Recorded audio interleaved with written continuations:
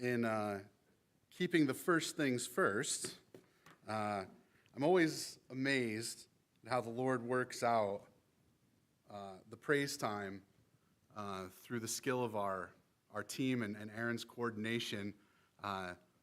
It's always so good to sit and listen and be filled with that and the hope that it brings and the joy and the rejoicing that I can see in the Spirit before I lay a crushing condemnation message on myself. So Aaron, thank you for picking everyone up and allowing them to be in a great state of mind for another message that comes from the series that we're going to continue with here this morning. So thank you for that, sir. So again, we'll be continuing our study in Proverbs. I've entitled this message, Your Mouth, Your Mission. It's about sound speech.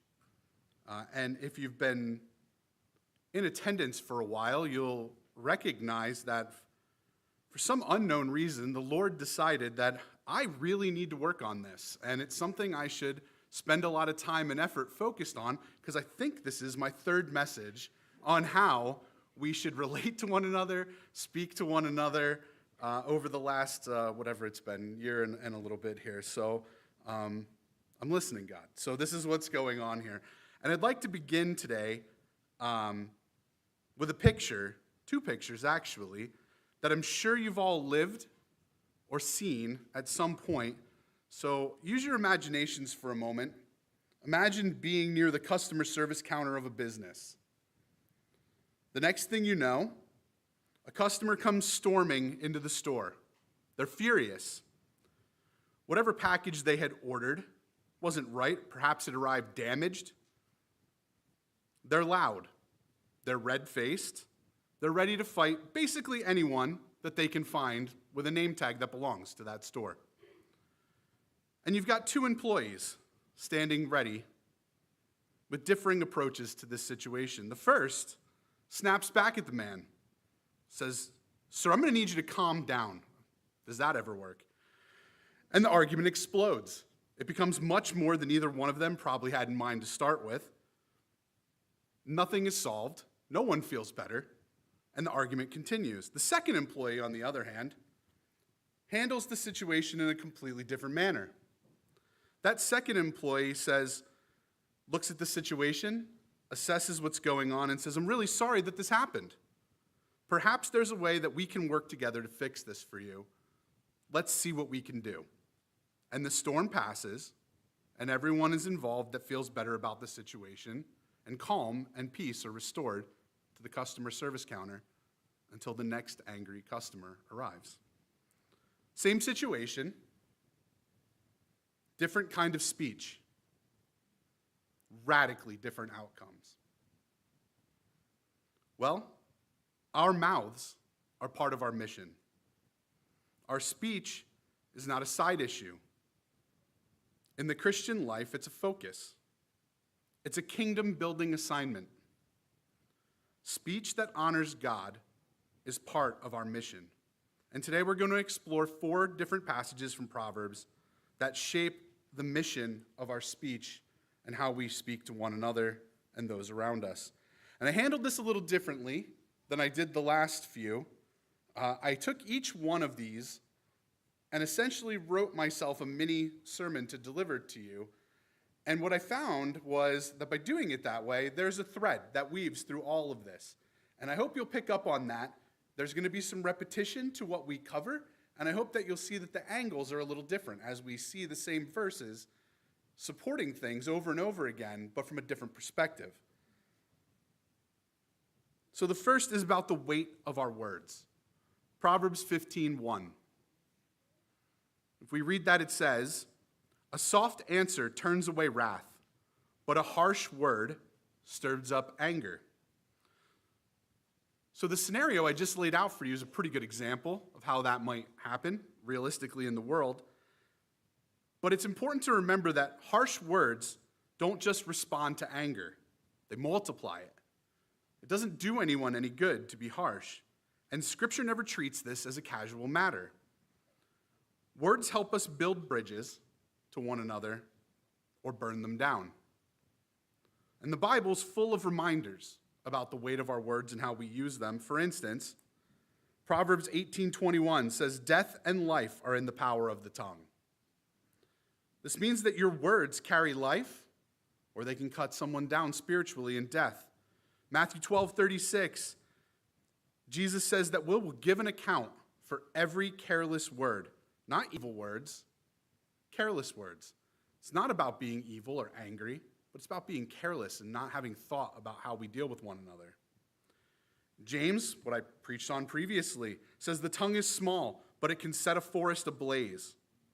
One spark is all it takes. One sentence is all it takes. One moment of frustration or tiredness when you become careless with how you treat one another.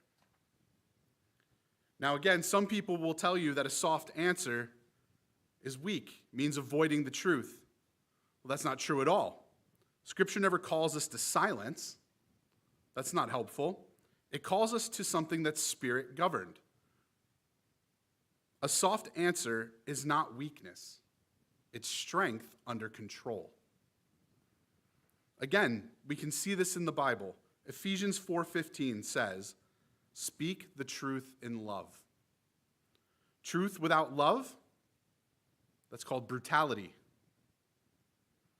But love without truth, that's hypocrisy.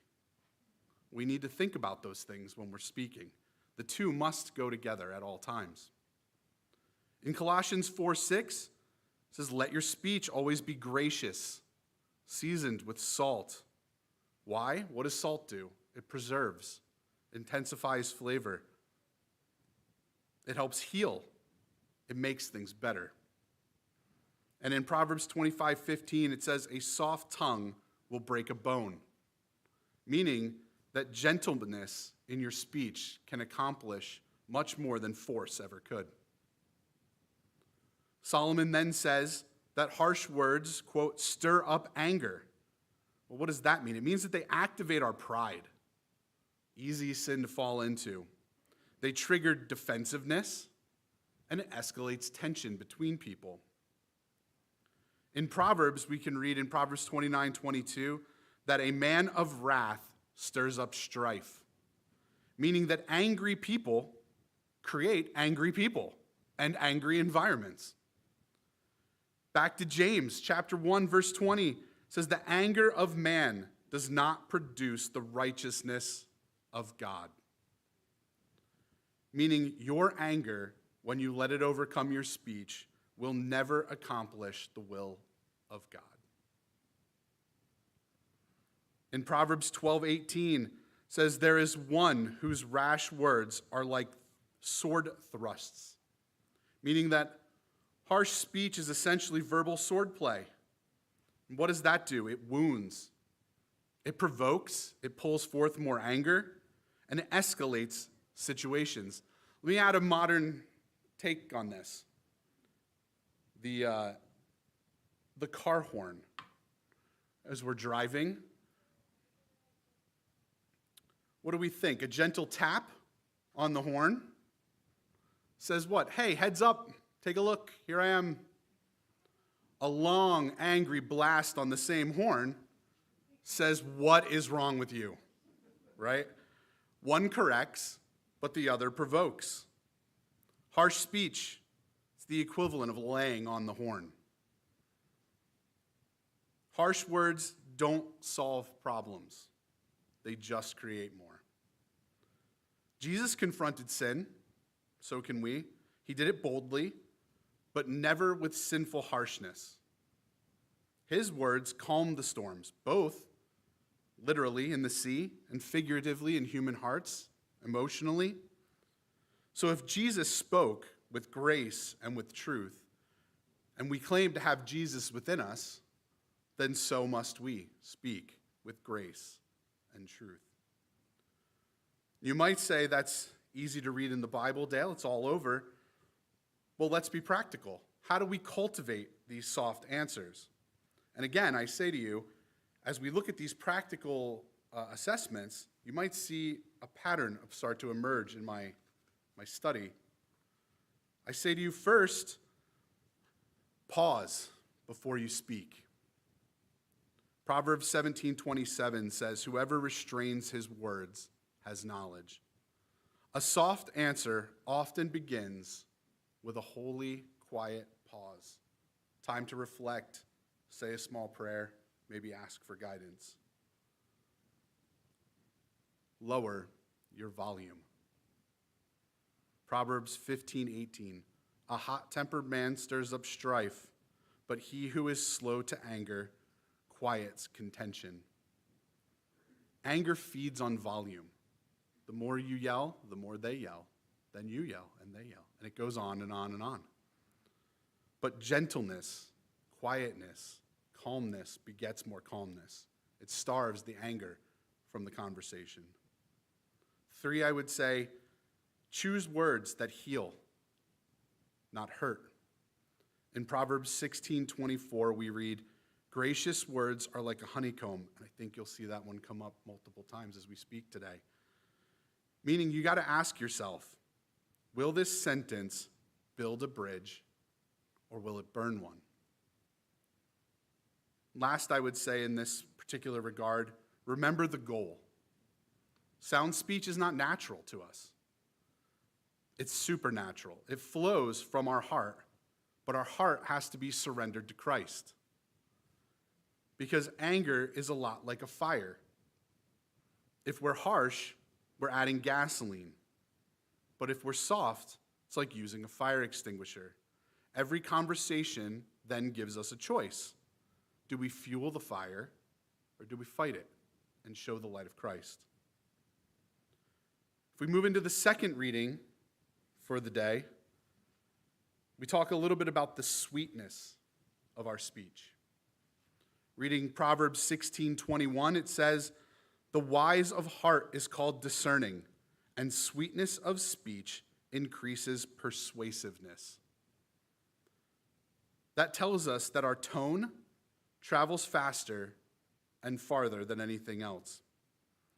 And sweetness does not, in general, necessarily mean flattery. In this case, sweetness is talking about grace, the grace that we have for one another. Colossians 4:6, "Let your speech always be gracious." Proverbs 16:24, "Gracious words like a honeycomb." Those are sweet the last time I checked. Sweet speech persuades because it lowers defenses. If you're driving, we'll go back to the car. We all drive a lot here in the Poconos, right? Think about your GPS or your phone telling you where to go. You make a wrong turn. It calmly says, recalculating, even when you miss the turn. Imagine, on the other hand, if it said, "You idiot, how did you miss that again?" You would shut that thing off and go to a paper map like it's 1995 in a heartbeat. So Solomon begins with, "The wise of heart is called discerning." In Scripture, as we read, often the heart is the source, always the source. So it becomes the source of our speech. And Jesus said in Luke 6:45, "Out of the abundance of the heart, the mouth speaks." So if the heart is wise, then our speech will be wise. If our heart is proud, then our speech becomes harsh. But if the heart is surrendered to Christ, then the speech reflects Christ. Solomon then says, "And the sweetness of speech increases persuasiveness." Now, sweetness, again, it's not flattery. We're not talking about sugary, fake, manipulative speech. Sweetness, in this case, is talking about being gracious, being gentle, giving life to things. Sweet speech can be thought about this way: it's truth delivered with grace. Why? Because people rarely listen to you if they feel like you're being attacked. That speech, however, disarms your pride, and then it opens your heart. And again, we talk about the heart. being the root of all of this. In Proverbs 25:15, we read, "A soft tongue will break a bone." We've already covered that, right? But again, what this is saying is that gentleness accomplishes the things that forceful speech will not. You cannot force someone. And again, back to James 1:19, where he says, "Be quick to hear, slow to speak, slow to anger." We have trouble with that. But what is sweet speech? It's not weakness. That then makes it strategic strength. It shows something of a reflection of the one that is in us, who was probably the best at this that there ever was. Jesus persuaded sinners all the time. He comforted the broken. He confronted the proud. He restored the fallen. What he did not do was tear people down. He didn't use harshness. He used holy sweetness. So again, practicality is what we're after. How do we do that? Well, again, slightly different than what we just talked about. Slow down before you speak. Because a wise pause can save a foolish sentence. Differently, we see that we should speak to heal, not to win. Ephesians 4:29 says, "Speak only such as is good for building up." Winning the person matters more than winning the argument. You don't always have to be right to win. Number 3, I would say, let the Spirit govern your tongue. It says in Galatians that gentleness and self-control are fruits of the Spirit. And if sweet speech is supernatural, then that means it must come from the Spirit. It must be Spirit-led. Number 4, always aim for restoration over retaliation. Romans 2:18, "If possible, live peaceably with all." Lastly, for this segment, I would say, remember that sweetness is a witness. Your tone, I read this somewhere this week, and it's really stuck with me through the whole lesson, said that your tone and what you say may be the first sermon anyone ever hears. We don't often think about our conversations like that, but it's true. If we're reflecting the light of Christ within us, every conversation essentially can become a sermon. You don't know what that person's been doing, so your conversation, your tone, and how you handle them might be the first one that they ever see, the first piece of Christ that they've ever heard. And so then your words become like construction materials. You have two options. A harsh word can build a wall, and the sweet ones help us build bridges. And every conversation then becomes our construction site. Every sentence then a building tool. And if we follow the scripture, Proverbs 16:21 calls us to be bridge builders. People whose speech persuades, heals, and reflects Christ and the wisdom that he has to offer. Remember that if sweetness increases your persuasiveness, that means that your mouth is your mission. If we move into the third reading for today, in Proverbs 22:11, we look at how the purity of our heart adds to the graciousness of our speech. If we read Proverbs 22:11, it says, "He who loves purity of heart and whose speech is gracious will have the king as his friend." Well, that sounds pretty good, right? So, in other words, what we're hearing here is that character attracts influence, that purity attracts trustworthiness, and that gracious speech will open doors. Again, Solomon begins with the heart. It says, "He who loves purity of heart." That's not perfection. It's direction. It's a heart that's aimed towards God. It doesn't mean that we're perfect. None of us will ever be. But what that does say is that if we turn our face to the Lord, and that's where we're we're moving, that we'll always be consuming that, right? That's the direction that we want to go. The Bible reinforces this again. If you look at Psalms 24, 3 and 4, it says, "Who shall ascend the hill of the Lord? He who has clean hands and a pure heart." So purity is something that helps us gain spiritual access. In Matthew 5:8, we see that blessed are the pure in heart, for they shall see God. So purity helps us with clarity.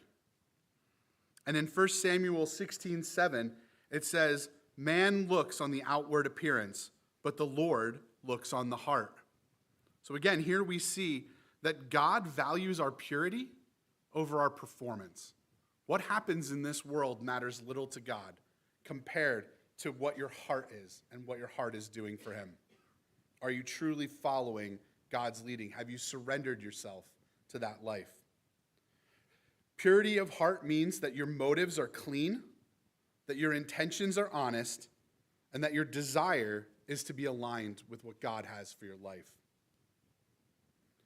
Solomon continues and says that the one who loves purity of heart will have the king as his friend.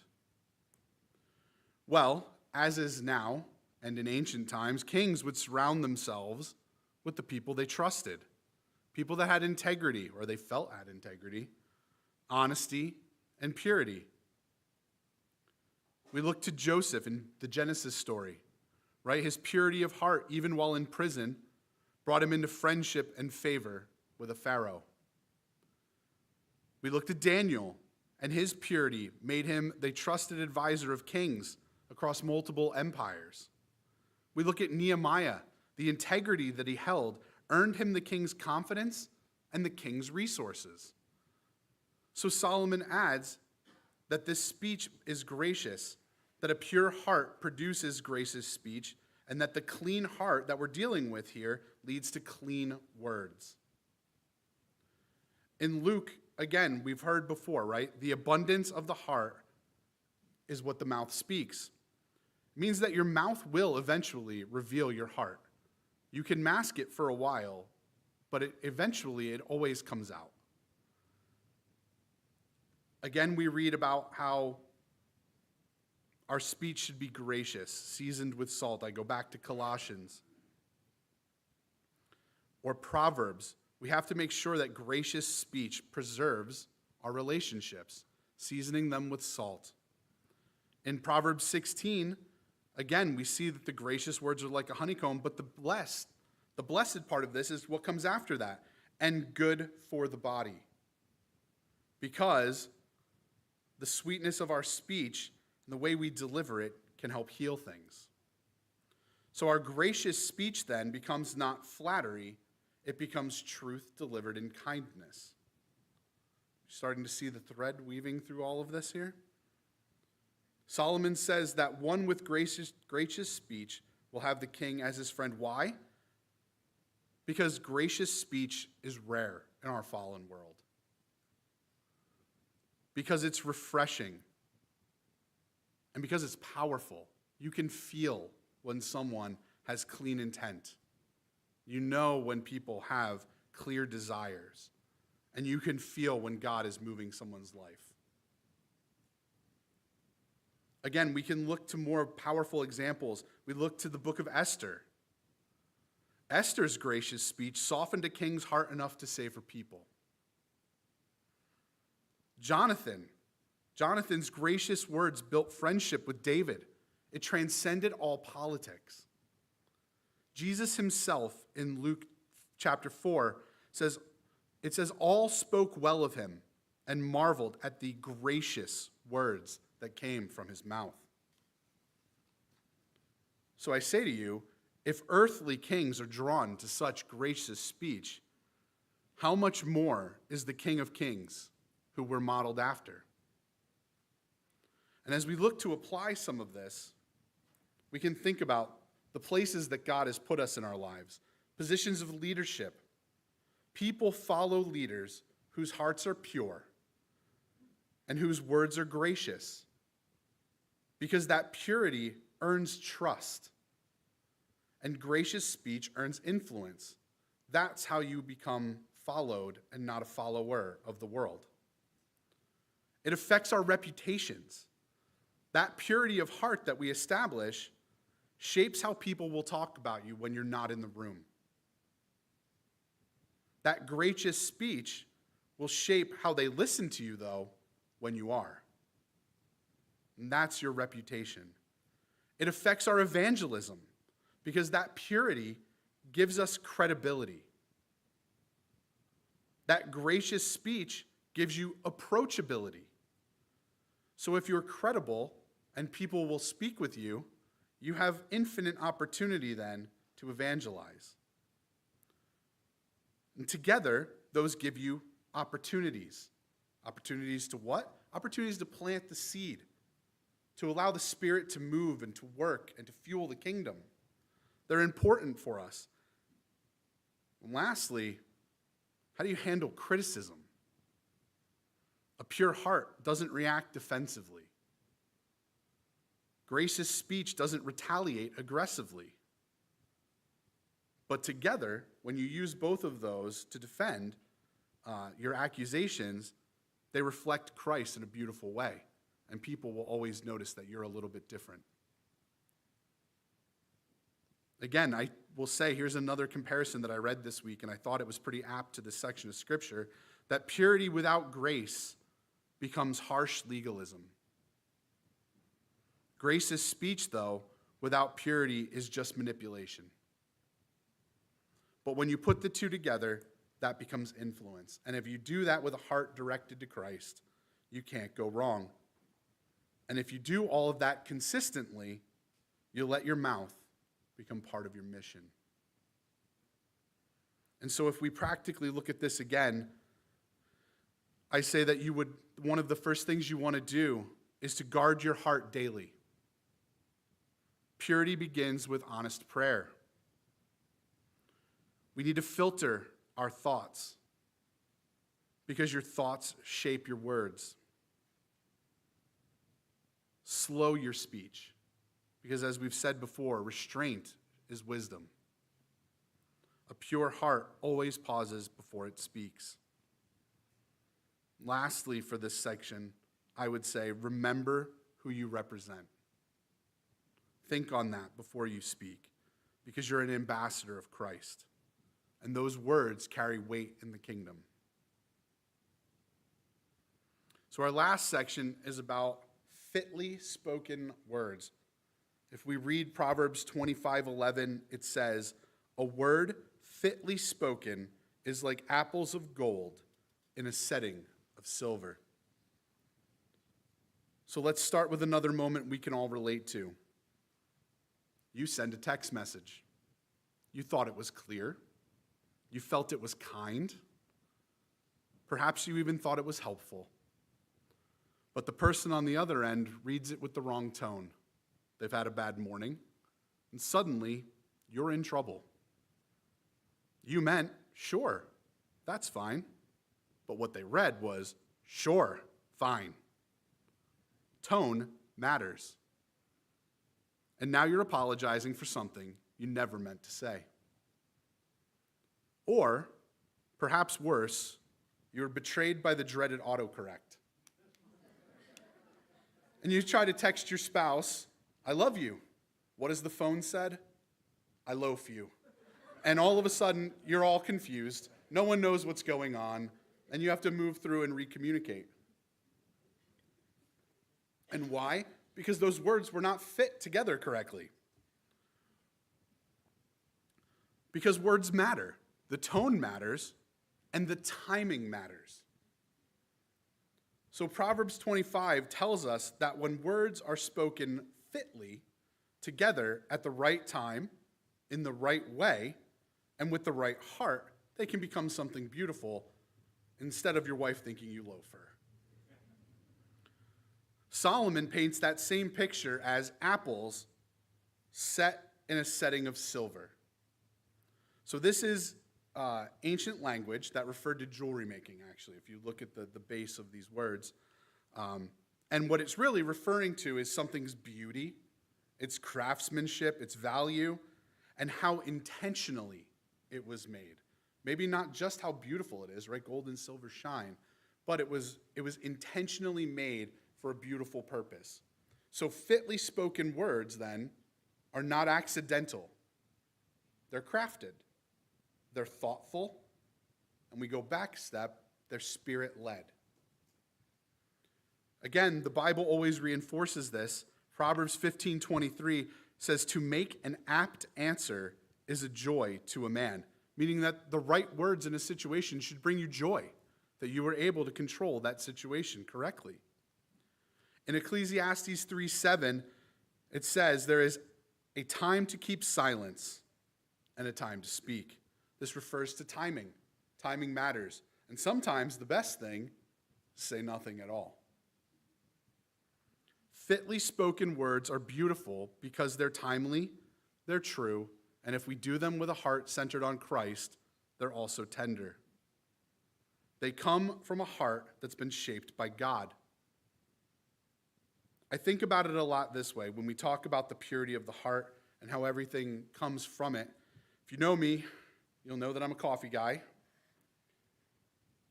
And so if you put bad water in a coffee maker, you're going to get bad coffee. I don't care how good the beans are.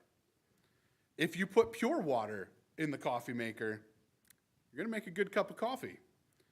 Your heart is that reservoir. It's the same. If your heart is corrupted, your words are corrupted. Make your words the good coffee. If I could turn a page. And Solomon then tells us that things should be fitly spoken. Again, I say that means they should be appropriate. They should be timely. They should be wise. If we look back to James telling us to be quick to hear but slow to speak, well, that tells us something pretty profound. It tells us that listening precedes wisdom. Because if you're not listening, if you're just waiting for your turn to speak, that's not listening. If you're just waiting to jump in and with your next point, you're not actually hearing what's being said to you. In Proverbs 10:19, it says, when words are many, transgression is not lacking. So sometimes the most fit word is going to be no word at all, or as few as possible. Because fitly spoken words require us to have discernment. You need to know what to say. You need to know when to say it. You need to know how to say it. Because it requires a fit heart to deliver fit words. And so if you're practical, you've been keeping track of these lists, slow down. Fit words require time. Take a moment. Let the silence hang sometimes. It can speak volumes. I've said before, sometimes pray before you speak. Ask God to season your words with the salt that is grace. Number 3, consider the listener, not you as the speaker. What do they need? What are they after? How are they feeling? What's actually going to help them? And if you have a propensity to deliver a poor joke like I do, use humor wisely. Because humor can lighten a moment, true, but it can wound people as well. And fit humor will heal, not harm. Fitly spoken words that are spirit-produced words will help your mouth be part of your mission. And as we move towards our conclusion, we can point to Jesus, the master of sound, sweet, fitly spoken speech. His speech was most definitely kingdom work. His speech was most definitely his mission. Proverbs 15, 16, 22, and 25 all converge into one truth, and that's our big idea for the day. Do we have that? If we don't, that's okay. Here we go. What that honors God is part of our mission. Speech, yeah, words. Awesome, good job. Speech that honors God is part of our mission. So when your spouse is frustrated, when your coworkers snap, when your children are overwhelmed, and when a stranger is rude, remember that you have a set of kingdom tools. A soft answer, a sweet tone, a gracious word, a fitly spoken sentence. Because as I said before, Jesus confronted sin boldly, but never with sinful harshness. In Luke 4:22, we read, "They marveled at the gracious words that came from his mouth." And in John 1:14, that he came full of grace and truth. We can see this again with the woman caught in adultery. What happened? He protected her first before correcting her. To his fearful disciples, he said, "Take heart, it is I," was fitly delivered. And to Peter, who was restored gently after the denials. So if we want to be like Jesus, that leaves us with a few final practical challenges. When you're tempted to be harsh, ask yourself, what would Jesus do? It's cliche. How would he speak in this moment? Spoiler alert, I'll tell you, he wouldn't say, "What is wrong with you?" It's not going to happen like we may be tempted to do. When you need to confront sin, we can look to Jesus. Christ showed us confrontation without cruelty. He showed us truth wrapped in grace, and we can use that as a model to show those around us. When people fail us, well, we can look at Peter. Jesus restored Peter how? Gently. We just looked at that. Gentle words might be the bridge that God uses to bring that person back to a right relationship. And those words might come from you. And when you're tired, you're exhausted, even in his weakness, Jesus spoke life. Your words, too, can be a ministry, even if your energy is low, because your mouth is your mission. Won't you pray with me, please?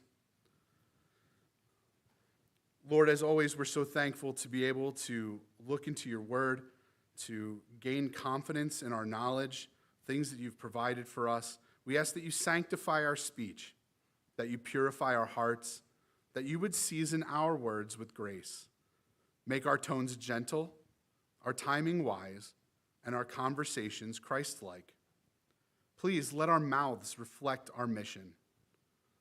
Let our words be those apples of gold in settings of silver, and use our speech to heal, restore, persuade, and to build bridges that will lead people to you. In your holy name, amen.